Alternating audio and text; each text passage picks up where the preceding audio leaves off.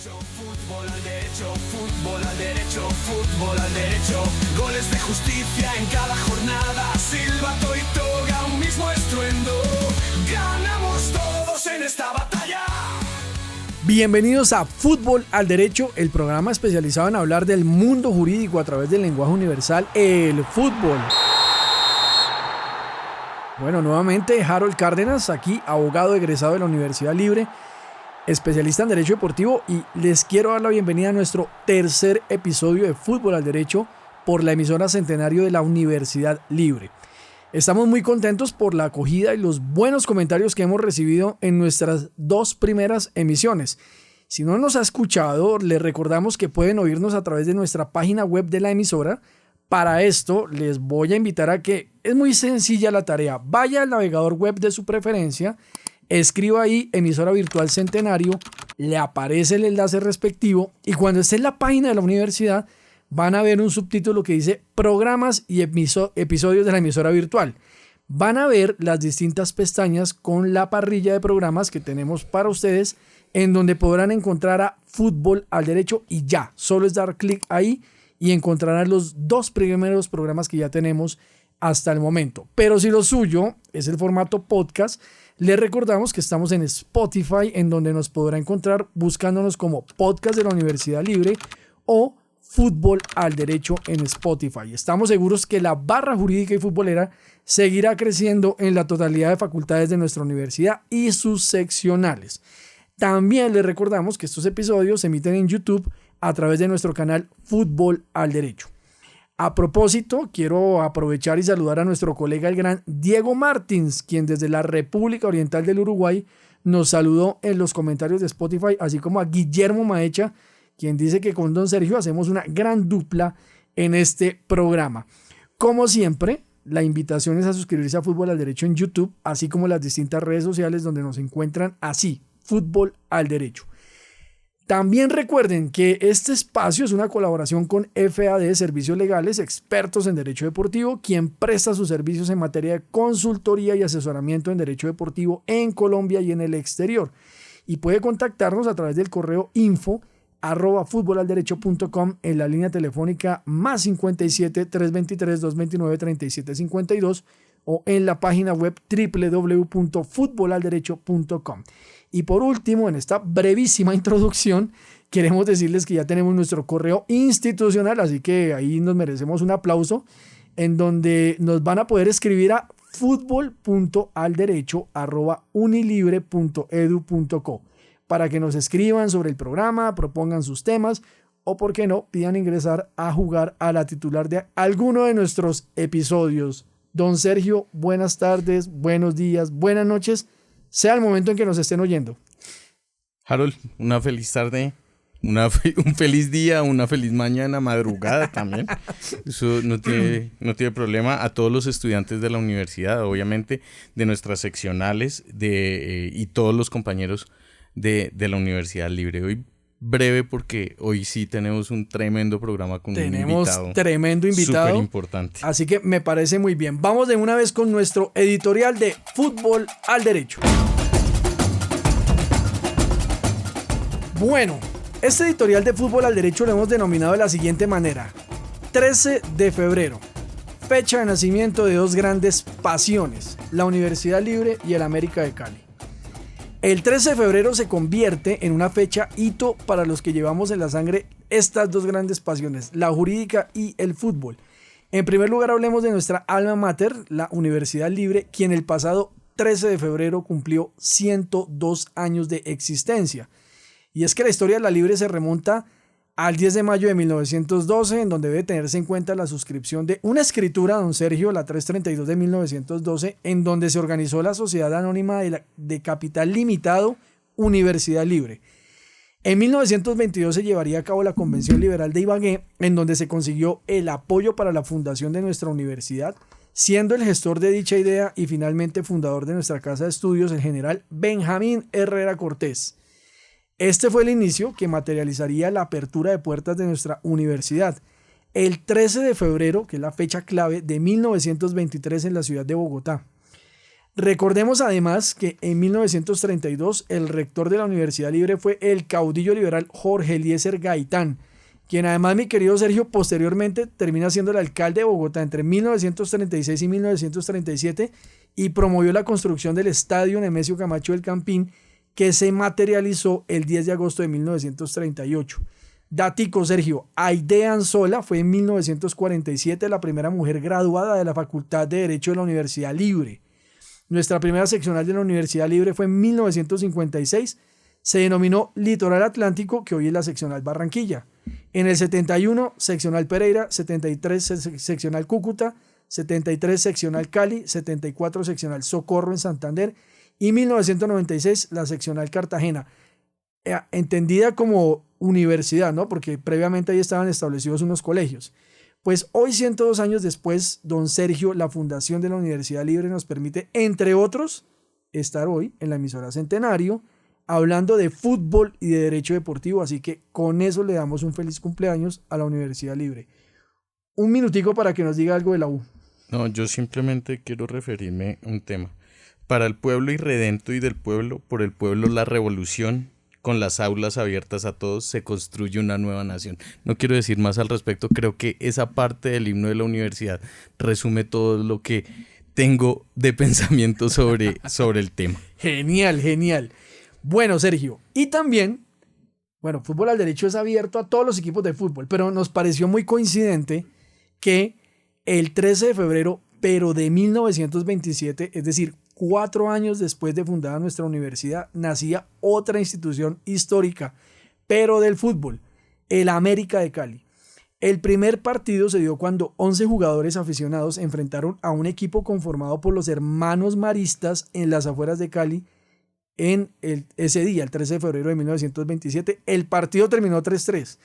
Dice la historia, y aquí enuncio lo escrito en un libro muy interesante que estoy leyendo que se llama Los Ángeles del Diablo, del comunicador social y periodista César Polanía, que el nombre del equipo nació, comillas, América, bautizado así por el comentario que soltó un jugador uruguayo al opinar que ese era un nombre bonito para un club de fútbol. Daticos, el primer uniforme del América fue una camiseta de rayas verticales celestes y blancas, me imagino algo muy parecido a lo de Racing. A partir de 1936, señala el mismo autor, se adoptó el uniforme completamente rojo.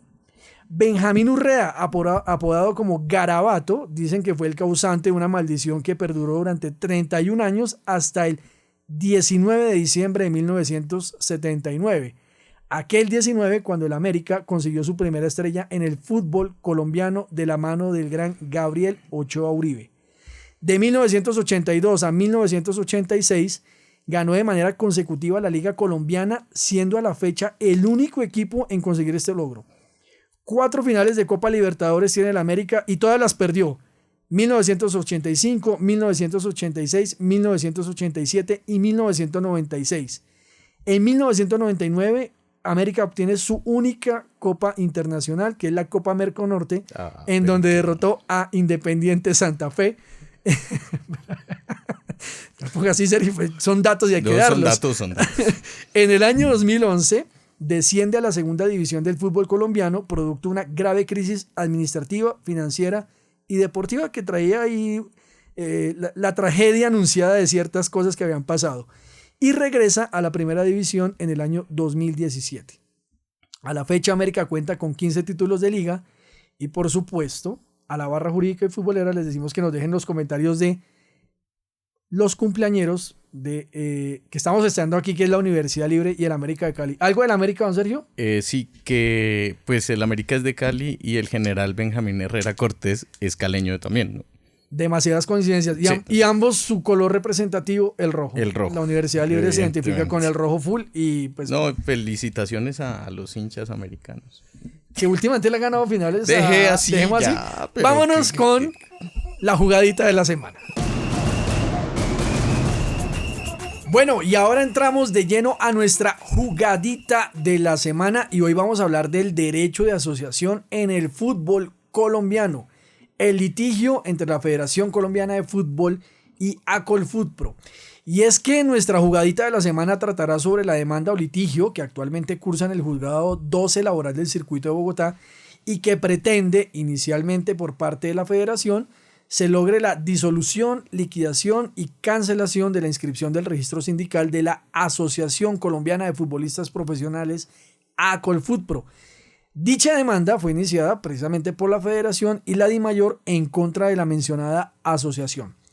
Y para ello hemos traído a un invitado muy especial a nuestro programa, el doctor Carlos Guarnizo, que es abogado especializado en Derecho Laboral y Seguridad Social, que tiene una experiencia en procesos de mediación y conciliación, fortalecimiento de las relaciones laborales, derecho laboral colectivo en el sector público y privado, negociación colectiva en el sector público y privado, políticas de empleo, régimen pensional, riesgos laborales, gestión pública, derecho administrativo.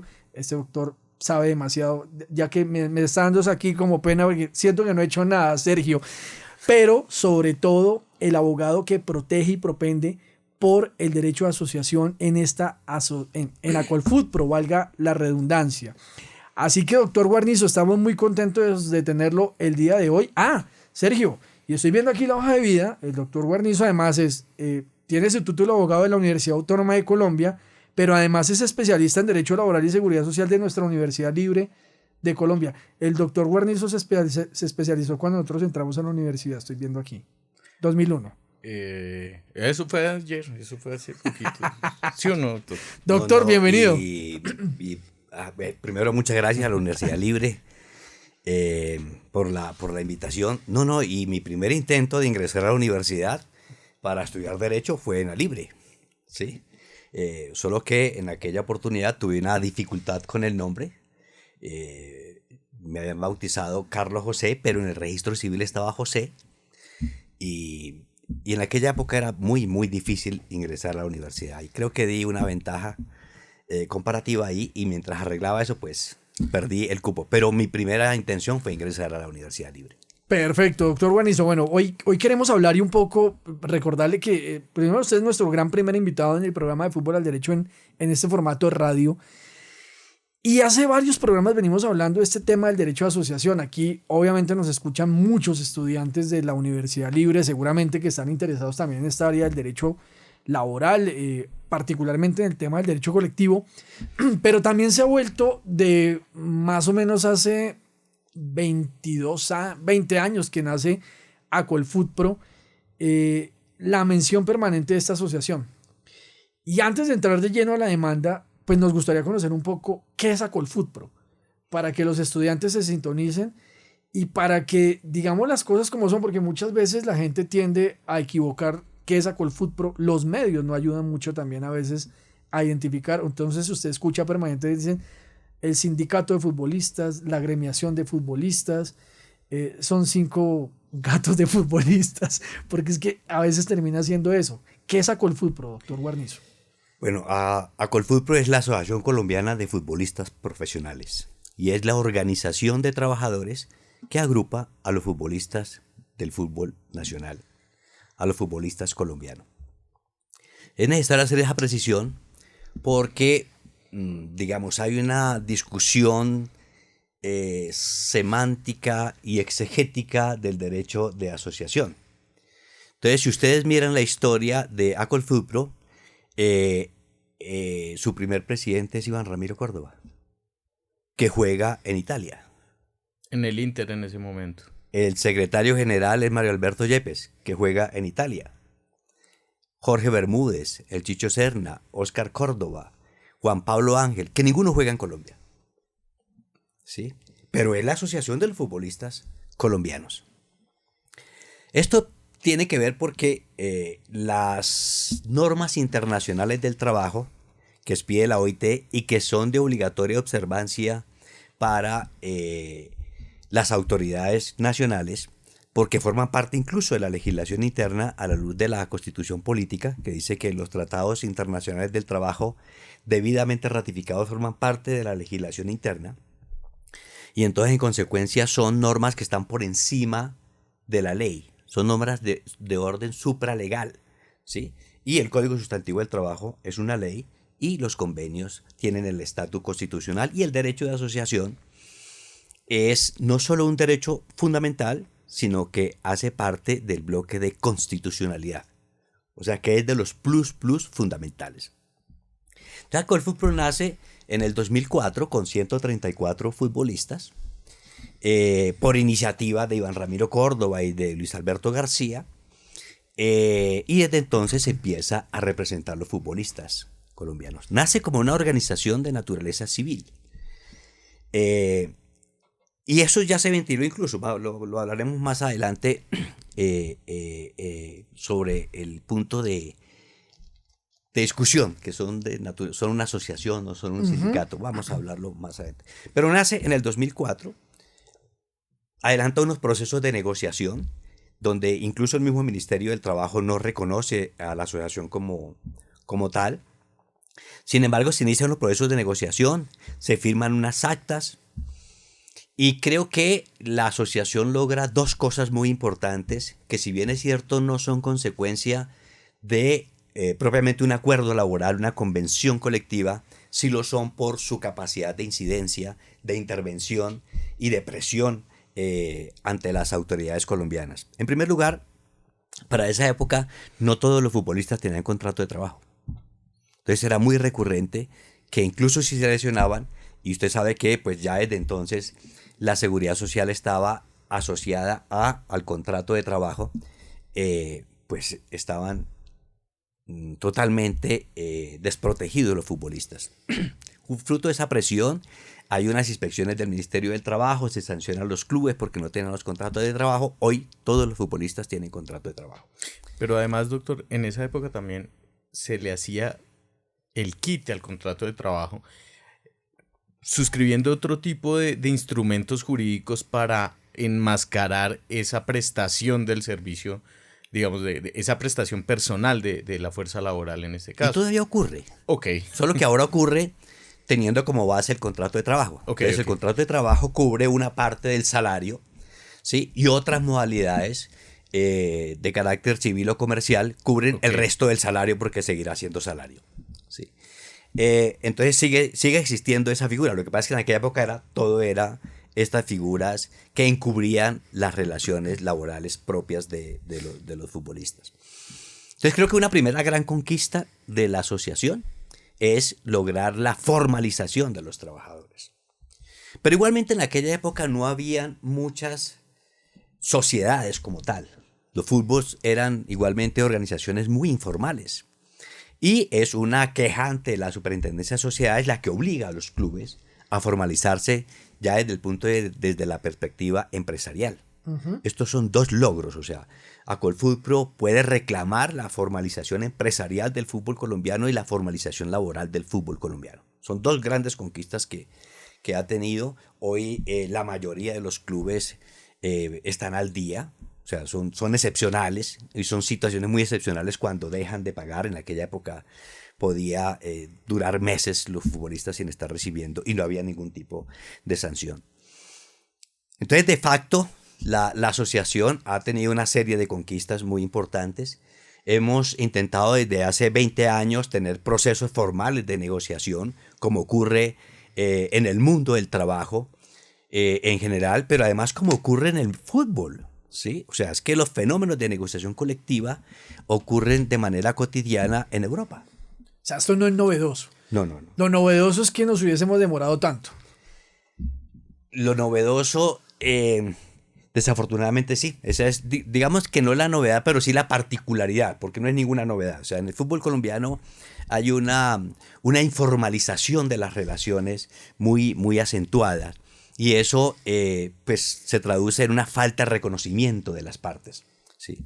Y entonces desde el 2005 estamos intentando generar un proceso de negociación y nunca hemos podido avanzar porque, pues yo no tengo temor a decirlo aquí, la DIMAYOR y la Federación tienen serios problemas para estarse a los estándares laborales. Entonces ellos tienen una serie de figuras para intentar justificar no estarse aquí a los temas de la negociación. Entonces, lo primero que dicen es, mire, los temas que ustedes están abordando son temas deportivos. Entonces, el estatuto del jugador es un tema deportivo. Eso no tiene nada que ver con lo laboral. Pues, ¿cómo no? Porque aquí está, el estatuto del jugador determina condiciones de empleo. Doctor, y yo le agrego una tercera que a mí me parece supremamente importante, una Un tercer elemento, digamos, de todo esto que usted nos ha relatado, y es el impulso de Acolfutpro por el fútbol femenino en Colombia. Sí, es Acolfutpro la que se da cuenta de la situación de las jugadoras profesionales y empieza a promover condiciones dignas para el desarrollo de la profesión, ¿sí?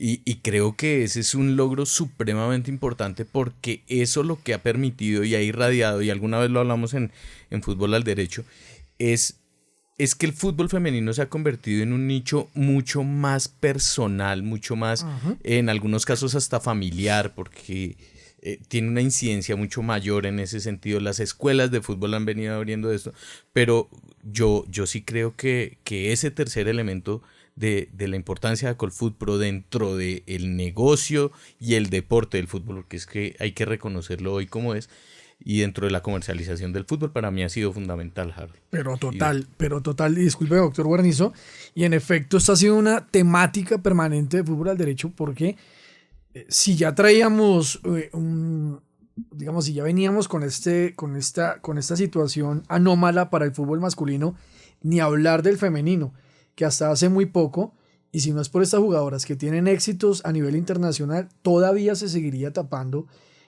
o desvirtuando también el reconocimiento de derechos a las mujeres en el fútbol actual, doctor Guarnizo. Acabamos de suscribir un acuerdo sobre el fútbol femenino, ¿sí? Que tiene varias cosas interesantes. Por primera vez habrá 16 clubes, ¿sí? Se va a reformular un poco la estructura del campeonato.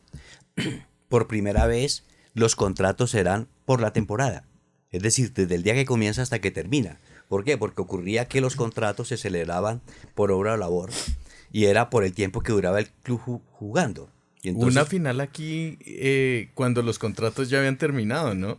Exacto. Y una final entre el América y Santa pasar. Fe, Sí, y ya había terminado la temporada, ya habían terminado los contratos y se llevó a cabo la final. Sí, y esto han tenido que, pues ha habido jugadoras muy valientes, pero la verdad es que los temas de discriminación siguen siendo muy evidentes en el fútbol, pero creo que está muy bien que lo reconozca porque este acuerdo mejora ostensiblemente y comparativamente en relación con los campeonatos anteriores las condiciones de las futbolistas en el país.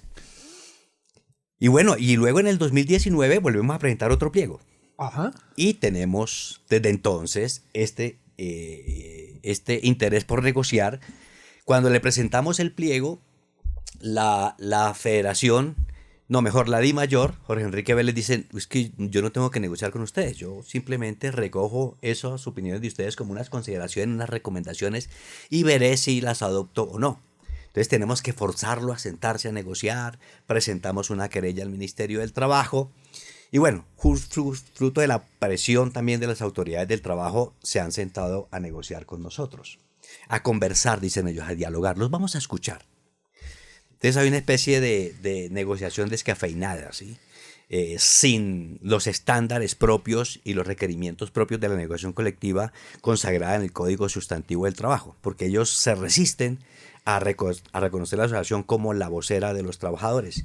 Y pues la tapa es la demanda que ha formulado la DIMAYOR y la Federación en un acto absoluto de lealtad, porque mientras estamos negociando presenta una demanda que además se contradice, porque se sientan con nosotros, nos reconocen como tal y luego impugnan la validez de la asociación. Vamos a dar un poco de contexto ahí. Y Sergio, ya le doy la palabra. Primero la dejo ahí, como se dice, en la cancha, rodando, a ver si de pronto es una percepción solamente mía. Obviamente vamos a empezar a hablar cuando Acolfutpro toma la determinación de constituirse como una organización sindical en un acto relativamente nuevo, 2023.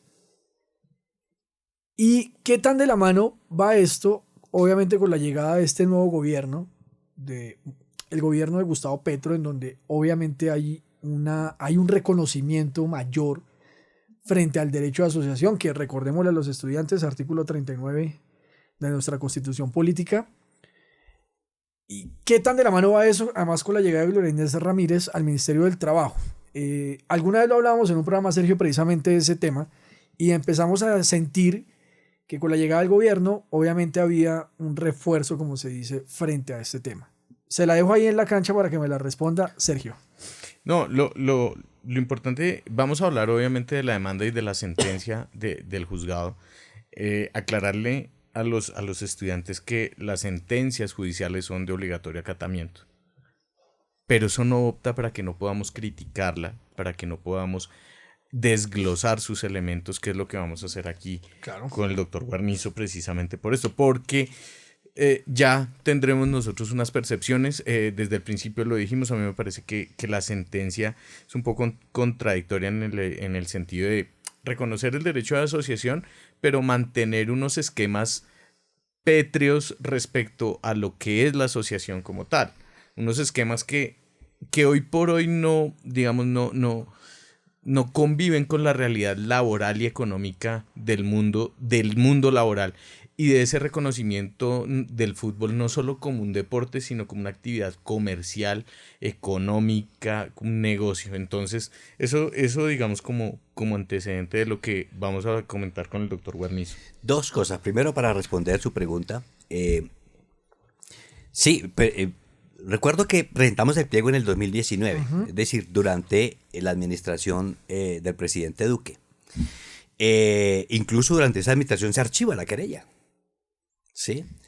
Con base en una argumentación era que no había una relación contractual entre los futbolistas que estaban agremiados en la Colfutpro y la federación y la DIMAYOR. Entonces, la DIMAYOR y la federación no eran empleadores. ¿Sí?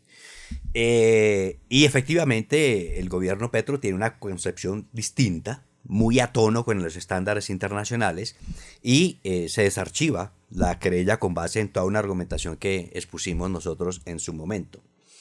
En relación con el proceso, yo creo que es un caso de estudio bien interesante por donde se le mire. Entonces, en primer lugar, lo que hay que decir es que la demanda fundamentalmente se formula ¿sobre qué base?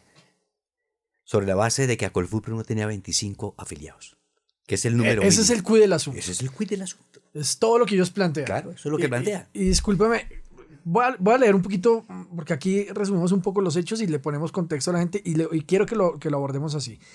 Dice el demandante, es decir, la Federación y la DIMAYOR, que Acolfutpro primero es una organización civil sin ánimo de lucro, también algo que reiteran permanentemente, que desde la constitución de Acolfutpro se pretendió actuar como organización sindical sin que su constitución de orden legal fuese ella. Señalan que efectivamente dan a entender que ellos se enteran por medios de comunicación en septiembre del 2023 que Acolfutpro se había constituido como una organización sindical. Y empiezan ellos a abordar un poco el tema de quién debería ser parte de este sindicato, si entendido como un sindicato de gremio de jugadores, en donde ellos aseveran deben ser 25 los que conformen este sindicato. Y cuando uno escucha, o más bien cuando uno ve la demanda, doctor Guarnizo, pues evidentemente, como siempre lo hizo en derecho, uno escucha el 50% y el otro 50% se lo da a la otra parte. Pero claro, ¿qué dice la demanda? Dice, comillas, Acolfutpro se fundó sin contar con el número mínimo de afiliados que establece la ley para constituir un sindicato. También dicen, Acolfutpro, más que un sindicato de trabajadores, es una asociación civil de personas con intereses particulares, verbigracia, un abogado, otros pocos que realmente son exfutbolistas, quienes hoy no juegan ni son trabajadores activos en el fútbol profesional colombiano, queriendo decir que la organización sindical debía estar en cabeza de futbolistas profesionales, que en primer lugar eran menos de 25 cuando se hizo el trámite ante el Ministerio del Trabajo, y que no figuraba ningún futbolista en la composición, en la creación del sindicato, y que en la junta directiva tampoco figuraban. ¿Qué dicen ustedes? Le respondo esos 3 puntos. Lo primero que hay que decir es que todas las organizaciones sindicales, todas, son de derecho privado y sin ánimo de lucro. O sea, no se comete ninguna, ni siquiera infracción, porque es que la naturaleza de las organizaciones sindicales es de derecho privado y sin ánimo de lucro. Todas. Entonces, eso no es una falta. Segundo, Acolfutbol se creó en el 2004 con 134 futbolistas. Al momento de la inscripción, en el año 2003, se reportan 1.117 futbolistas. O sea, agremiados.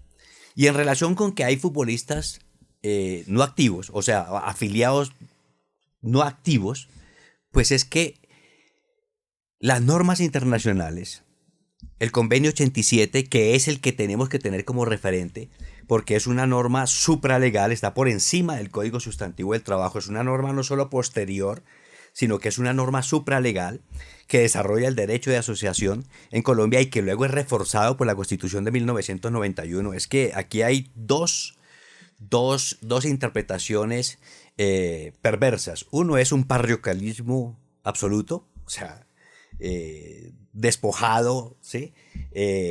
Una concepción muy insular que niega el contexto internacional, y dos, anacrónico, porque desconoce que hay unas normas posteriores y además superiores que están modulando lo que había dicho previamente en 1950 el Código Sustantivo del Trabajo. Y entonces la asociación es una organización de naturaleza civil, es una organización sin ánimo de lucro, y la juez la plantea como si eso fuera un equívoco. Ninguna organización sindical es de derecho público, ni siquiera las organizaciones sindicales de los servidores públicos.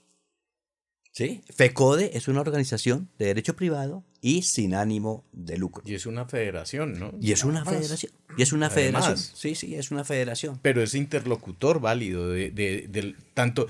Ahora, en FECODE, por ejemplo, hay trabajadores del sector público como privado, ¿sí? Porque es una asociación de educadores. Sí, claro.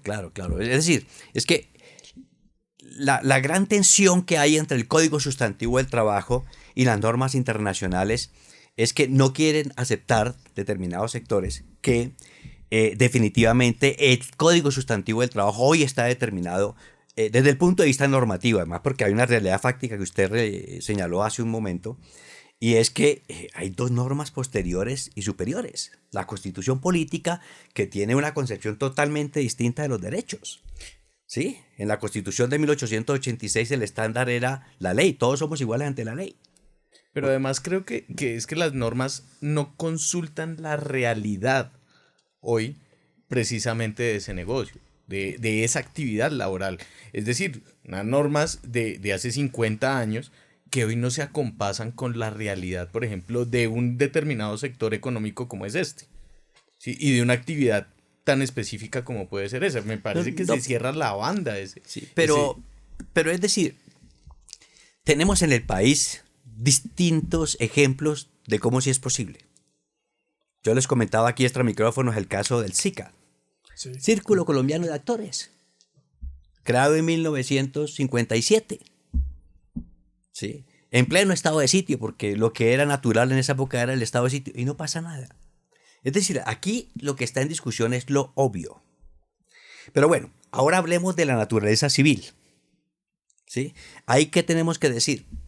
Esa misma situación ya se ventiló a nivel internacional. En el año 2006, la Organización Internacional del Trabajo produjo una recomendación que tiene fuerza vinculante para el Estado, no para el gobierno colombiano, para el Estado colombiano. Es decir, que es de obligatoria observancia, ¿sí? Y esa recomendación se produce porque Acolfutbol, como se niegan a negociar, presenta una queja. El Ministerio del Trabajo de la época, estamos en el gobierno Uribe, dice: ustedes no son un sindicato, ustedes son una asociación. Y la OIT le dice: no, señor. Ustedes son la organización de trabajadores que representa a los futbolistas colombianos. Y por eso no admito la argumentación del Estado colombiano. O sea, cerró la discusión. ¿Eso en qué se traduce? Se traduce en una cosa juzgada internacional. Que es absolutamente vinculante para el Estado colombiano. O sea, el mismo hecho, ¿sí? El mismo hecho que lo que busca la cosa juzgada es, pues, la estabilidad jurídica. O sea, que un tema no se vuelva una discusión indefinida, ¿sí? Que se pueda cerrar. Y la OIT, un organismo del cual Colombia hace parte y cuyas decisiones obligan al Estado colombiano, pues dijo: no, señor, ustedes son la organización de futbolistas en Colombia, y además ha sido reconocida por la Federación, por la DIMAYOR y por el mismo Ministerio del Trabajo cuando nos sentamos a negociar y suscribimos una serie de actas. Es decir, esta no era una situación novedosa propiamente para la federación y para la DIMAYOR. No. Es lo que podemos determinar. Entonces, ¿por qué? Porque seguramente Sergio y doctor Guarnizo, ese es el argumento. Dicen, ¿por qué 19 años después? Hay dos cosas muy graves que ocurren en la decisión de la juez. La primera es que la discusión son los 25 jugadores. Y luego viene, porque eso es lo que marca el litigio. En la fijación del litigio son 25 jugadores. Logramos demostrar que nunca ha tenido menos de 25 jugadores, que ha cumplido con exceso ese requisito y termina deviniendo el debate en el tema de la naturaleza jurídica. Hay ahí, desde el punto de vista procesal, una incuria muy fuerte. Y es que, al no ser parte del debate, la naturaleza jurídica de la asociación, la juez está apelando a las facultades ultra y extra petita. Es decir, erosionó el problema jurídico inicial para terminar en un problema jurídico adyacente que no tenía por qué ventilarse en ese instante. Y para los laboralistas, pues sabemos que las facultades ultra y extra petita solo se predican del trabajador o del empleador. ¿Por qué? Porque la razón de ser del derecho laboral es el hecho de que está regulando relaciones de actores asimétricos. Y entonces la protección es respecto del trabajador, no respecto del indubio. El indubio prooperario, por ejemplo. ¿Sí? Uh-huh. Entonces aquí la juez aplica de manera indebida, y eso constituye una vía de hecho, al derivar la discusión ya no de los 25 afiliados, sino sobre la naturaleza. Pero además incurre en ese error de derecho que es desconocer el precedente de la OIT. Total. Entonces, aquí tenemos, ya ahí mismo presentamos la apelación. Bueno, en relación con la decisión, también tenemos que recordar que tiene carácter suspensivo. ¿Sí? Uh-huh. El recurso se concede en el efecto suspensivo, entonces hoy por hoy no hay ninguna afectación concreta sobre el tema de la... Pero además digamos una cosa, porque claro, el que nos esté escuchando, ya tal vez nos hemos adelantado un poco. La pretensión inicial, como lo decíamos, era entonces que básicamente Acolfutpro pues fuese disuelta, liquidada como organización sindical, es decir, que no se tuviese en cuenta lo que se había realizado ante el Ministerio del Trabajo, y al final el juez 12 laboral establece, o la jueza establece que procede esa disolución y liquidación. ¿Qué hace la federación? Porque yo vi un comunicado de Acolfutpro muy molesto, en donde como asociación decían, si bien estamos bajo un fallo adverso, eso per se no nos quita el derecho que tenemos de asociarnos con una agremiación. ¿Qué dijo la federación que generó molestia de Acolfutpro? No fue la federación, fue el abogado. El abogado. Sí, okay. fue el abogado. Entonces, hagamos la aclaración, fue el abogado. Fue el abogado de la federación. O sea, lo que hemos escuchado de Fernando Jaramillo es que, o sea, ellos quieren seguir con el tema de la negociación, que quieren llegar a unos acuerdos, pero, digamos, es muy difícil identificar la verdadera voluntad de llegar a esos acuerdos. No, la discusión que nosotros tenemos en relación con ese tema es que ya es un asunto totalmente abordado, que ellos nos han reconocido. En las actas se habla como la organización que representa a los futbolistas colombianos, pero además el registro sindical no es el que le da personería jurídica. Okay. O sea, los derechos, acuérdense que uno puede constituir a organizaciones de trabajadores sin autorización del Estado. Entonces, ¿el registro sindical qué hace? Es un instrumento de publicidad. Nada más. Nada más. Entonces, la juez extralimita cuando declara la ilegalidad de la constitución de la asociación. ¿Sí? Cuando la legalidad surge de la voluntad, del ánimos manifiesto que han hecho los fundadores, claro, para constituirse como tal. Y que además es respaldado por la decisión de la OIT. Estaba ya el precedente, o sea, es que es una discusión cerrada, ¿sí? Y no entiende que el artículo 39 y el convenio 87 dicen que los trabajadores y los empleadores, porque también el derecho de sindicalización se predica de los empleadores, pues pueden constituirse sin la autorización previa.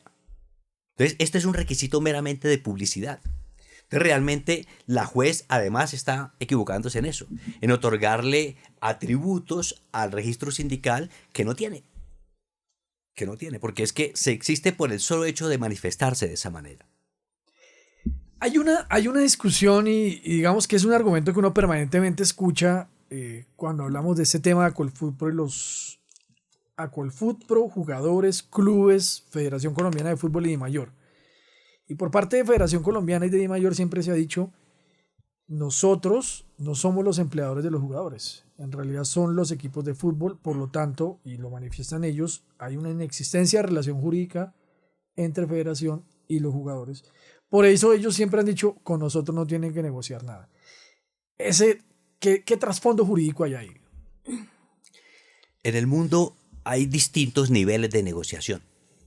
Hay una negociación por empresa, hay una negociación por sector de rama o industria o actividad, ¿sí? Y hay una sentencia muy interesante con una aclaración de voto, no con un salvamento de voto, en relación con el tema de la negociación por rama en la legislación nacional.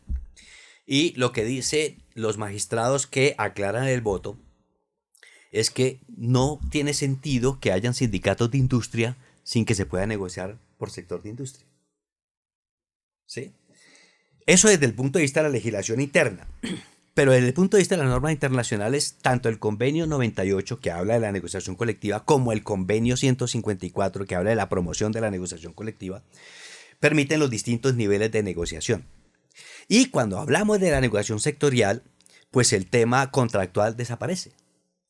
¿Sí? La negociación de empresa sí tiene una explicación desde el punto de vista de que ese trabajador está vinculado directamente con la empresa, en este caso con los clubes, ¿sí? Y puede haber una negociación por cada uno de los clubes. Pero aquí lo que se está proponiendo es una negociación sectorial, con base primero en las opciones que otorga el Código Sustantivo del Trabajo y por otro lado de la manera expresa, clara, contundente que lo hace tanto el convenio 98 como el convenio 154 de la Organización Internacional del Trabajo, los cuales han sido ratificados por Colombia y en consecuencia forman parte de la legislación interna.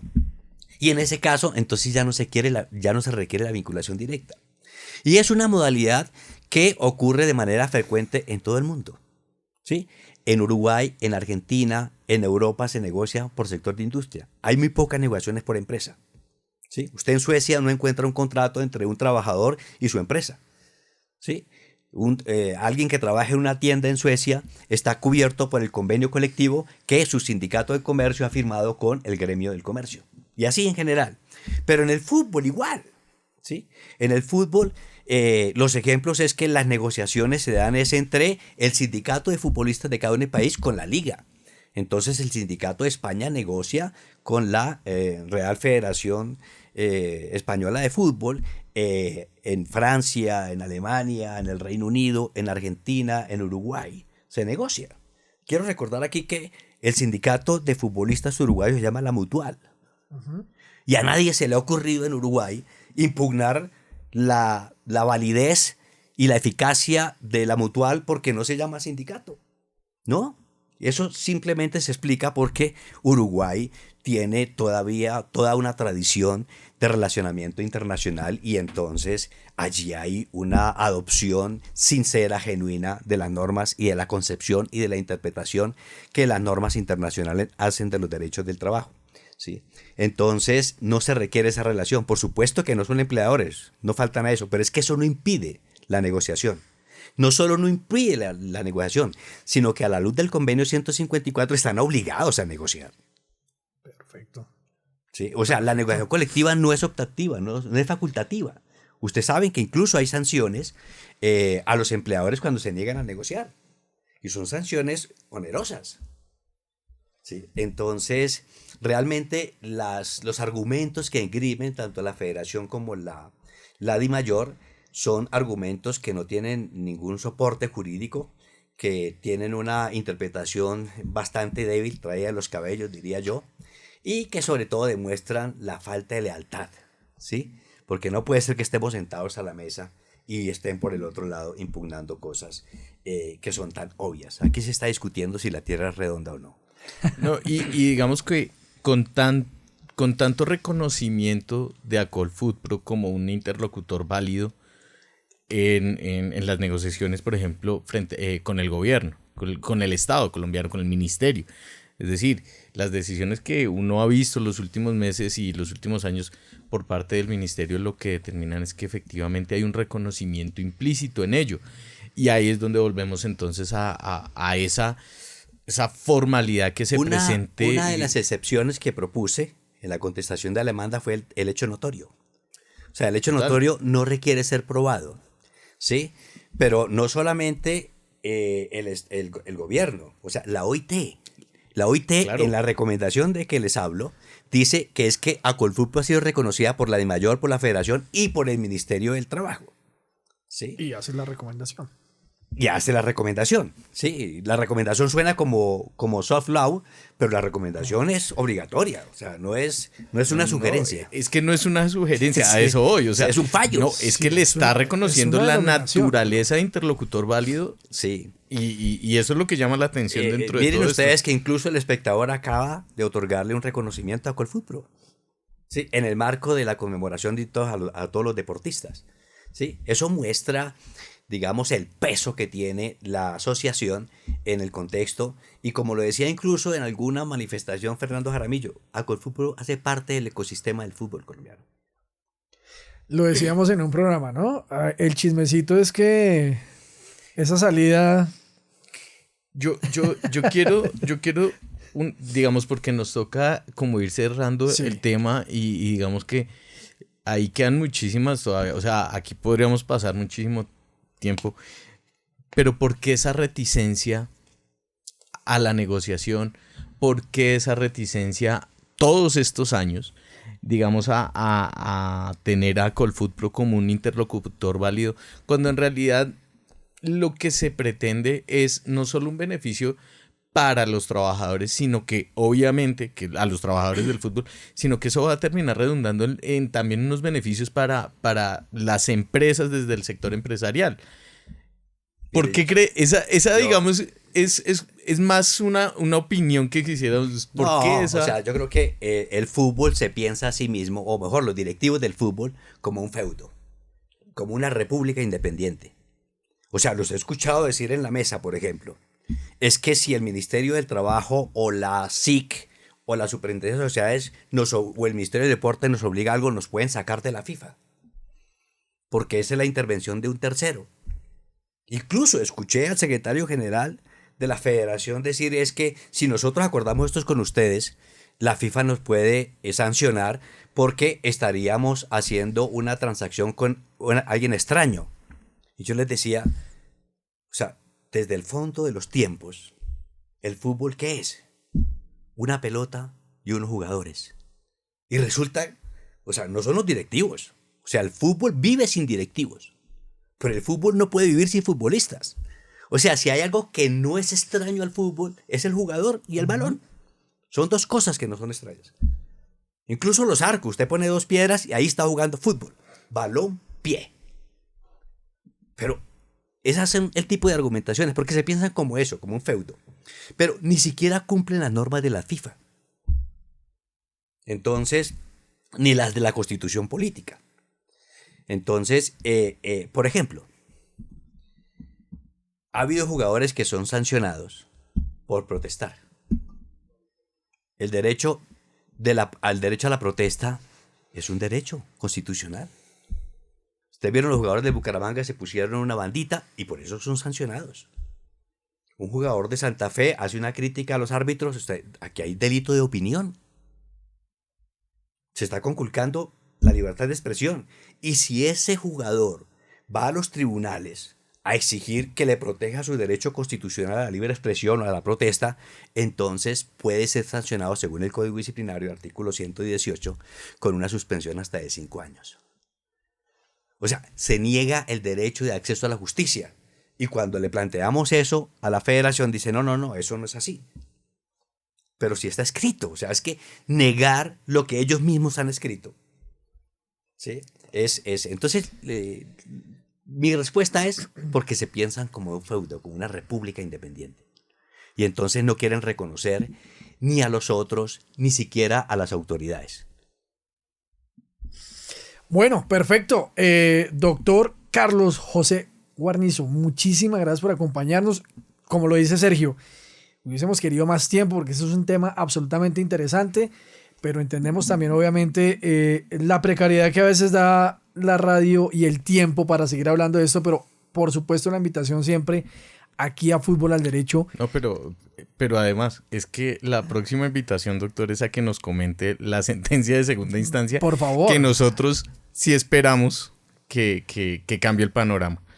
Sí, con sí, el estos tribunal argumentos. confirma, yo creo que ahí hay un par de vías de hecho. Primicia. Sí, no, obviamente. Eso es primicia. No, pero no, Seguro yo que va a su tutela.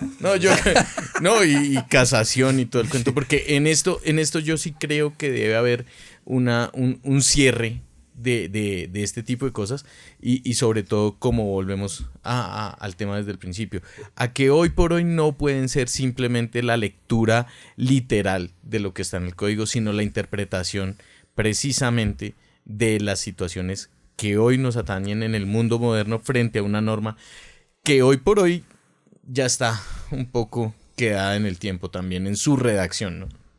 No, y en la interpretación, es decir, porque yo creo que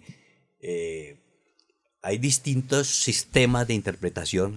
Por ejemplo, el modelo sistémico de interpretación ve una norma como un todo, o sea, como parte de un todo y tiene que estar armonizado con ese todo. Y hay otras más atrevidas de las que hablábamos extra micrófonos, pero que son necesarias para ponerse a tono con la realidad. O sea, para que el derecho no termine siendo una burbuja desconectada de la realidad y de los fenómenos fácticos. Perfecto, bueno, con el doctor Carlos José Guarnizo queríamos hablar entonces precisamente de esta jugadita de la semana, en donde hablamos de ese litigio entre la Federación Colombiana de Fútbol, quien demandó la existencia como organización sindical de ACOLFUT por la Asociación Colombiana de Futbolistas Profesionales. Doctor Guarnizo, mil gracias por habernos aceptado esta invitación. Es usted el primer invitado de lujo de Fútbol al Derecho. Muchas gracias. A ustedes, muchas gracias por la invitación y pues para mí esto es un placer. Genial. Comprometido con los derechos y por supuesto que en cualquier espacio donde sea invitado para fortalecer el escenario y el universo de los derechos, pues ahí estaremos. Bueno, y también obviamente hacemos la claridad que Fútbol al Derecho también pues propende, porque este es un espacio también jurídico, pero también periodístico.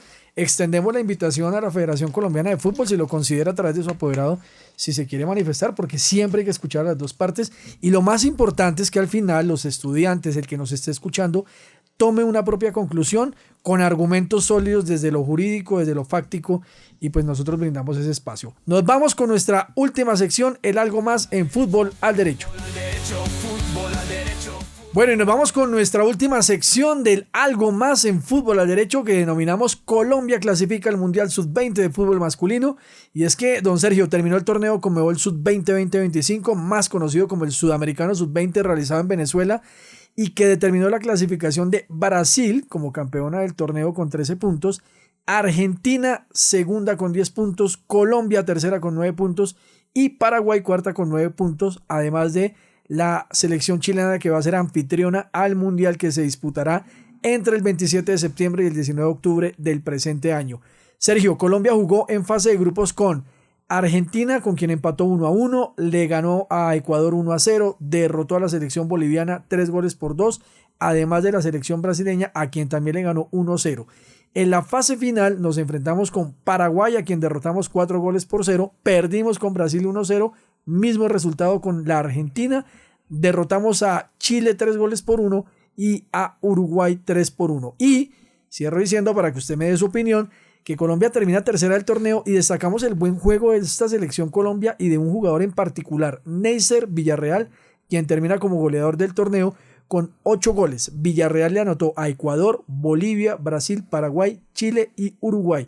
Y este muchacho nació el 24 de abril de 2005, tiene 19 años, como siempre, las grandes tierras tumaqueñas, donde salen grandes jugadores de fútbol en Colombia, 1.79, y el equipo actual, aunque no creo que dure mucho, va a ser Millonarios, o es Millonarios.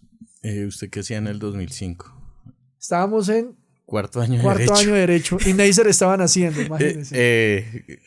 Por ahí como para que vaya teniendo en cuenta. No, de esto destacar a Brasil, que después de esa llenada que le metió en el primer partido, levantó, y ahí es donde uno ve la mano de, digamos, de técnicos, de todo el equipo interdisciplinario que tienen que intervenir, porque ahí, pensémoslo, son pelados, o sea, son chicos de menos de 20 años, que ese partido le puede acabar una carrera. Acuérdese lo que pasó, por ejemplo, a la selección Colombia en Londrina, cuántas carreras se acabaron ahí, pero creo que me parece muy destacable eso, más allá del tema de Colombia, porque creo que en la segunda fase se cayó un poco de lo que venía, pero creo que ese ejemplo de Brasil me parece supremamente interesante para efectos de lo que fue el campeonato y de a ver si tomamos un ejemplo de eso. Ahora, hablando un poco de derechos, un partido cada 2 días, pueden ser muy jóvenes, pero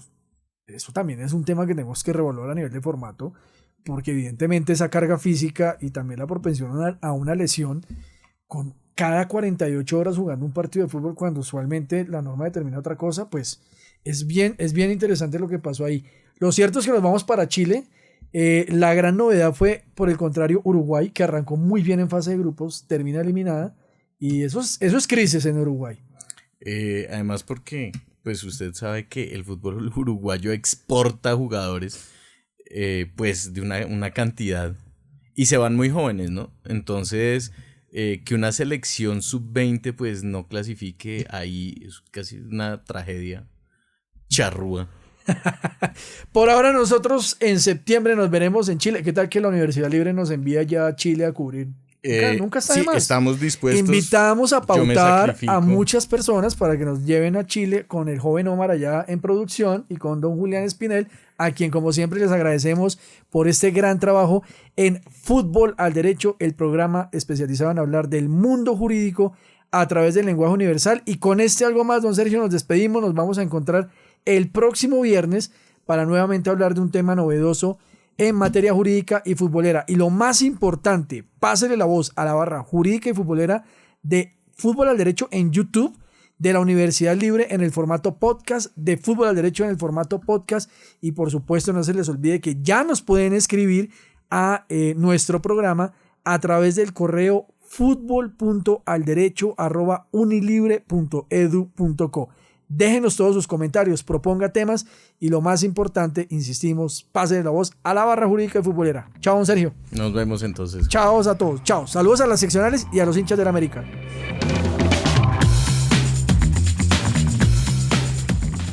En la emisora Centenario, Fútbol al Derecho, el programa especializado en hablar del mundo jurídico a través del lenguaje universal, el fútbol.